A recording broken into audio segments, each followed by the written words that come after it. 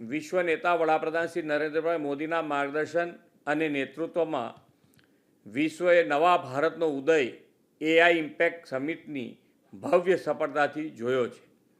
ભારતના યુવાનોના સપનાઓને એક નવી ઊંચાઈ મળી છે. સ્ટાર્ટઅપ અને ઇમર્જિંગ સેક્ટરમાં યુવાઓ માટે અપાર તકોનું નિર્માણ આ પહેલથી થયું છે. આવી ઉપલબ્ધિ અને આ સમિટની વૈશ્વિક સ્તરે ઉભરી રહેલી ભારતની છબીને સાંખી નહીં શકનાર લોકો તેનો વિરોધ કરી રહ્યા છે. ભાજપનો વિરોધ કરતાં કોંગ્રેસ ભારતનો વિરોધ કરવાનો રસ્તો અપનાવ્યો છે.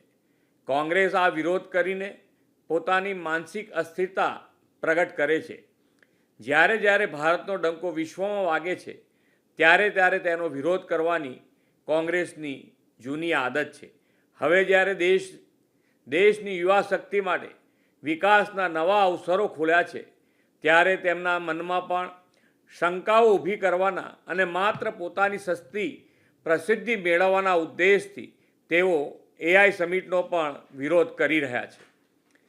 કોંગ્રેસ પોતાના આવા કૃત્ય માટે શરમ અનુભવવી જોઈએ અને તે માટે દેશની માફી માગવી જોઈએ.